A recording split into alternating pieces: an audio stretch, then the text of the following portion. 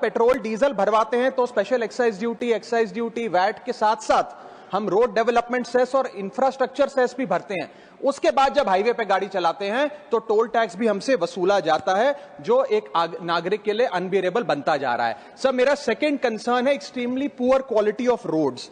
Sir, इतना tax भरने के बाद हम उम्मीद करते हैं कि रोड की क्वालिटी अच्छी होगी, ड्रेनेज सिस्टम अच्छा होगा, लेन डीमार्किंग होगी, लाइटिंग होगी और सेफ्टी इंफ्रास्ट्रक्चर होगा, लेकिन यह भी हासिल नहीं होता और इसी के साथ साथ नेग्लिजिबल मेंटेनेंस का भी शिकार होना पड़ता है, जिसके चलते गड्ढे, पॉटहोल्स, ब्लैक स्पॉट्स और सरफेस डिफॉर्मिटीज देखी जाती हैं और हजारों लोग रोड एक्सीडेंट्स का सालाना शिकार होते हैं। सर, इसके साथ साथ मैं बताना चाहूंगा कि केरला हाईकोर्ट ने हाल ही में अपने एक ऑर्डर में NHAI को फटकार लगाते हुए कहा that if road continues to be bad और incomplete NHAI has no right to collect the toll और टोल प्लाजा बंद कर दिए।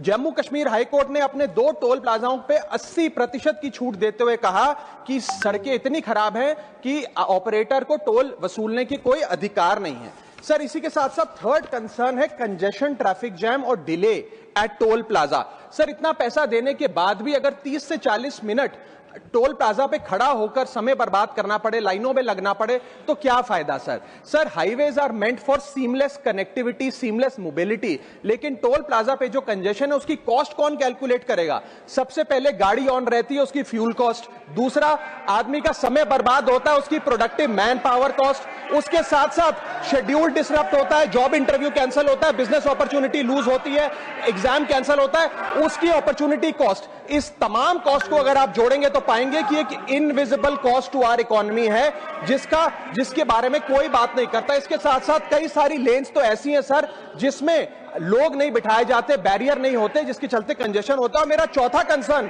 कि फुल कॉस्ट रिकवरी के बाद भी टोल वसूला जाता है 20-20, 30-30 साल तक। सर, मैं ये कहना चाहूंगा कि ये एक लीगलाइज लूट है जिसे बंद करना चाहिए। इसके साथ साथ एक नियम बनना चाहिए कि अगर 5 मिनट से ज्यादा कोई भी सिटीजन टोल प्लाजा पे खड़ा है तो उसकी गाड़ी को फ्री में निकलने दिया जाए। और टोल प्लाजा पे परसिस्टेंट कंजेशन, अटर मिसमैनेजमेंट और ओवर प्रॉफिटियरिंग के चलते एक आम आदमी का अनुभव इनकन्वीनियंस से इनजस्टिस में बदल चुका है।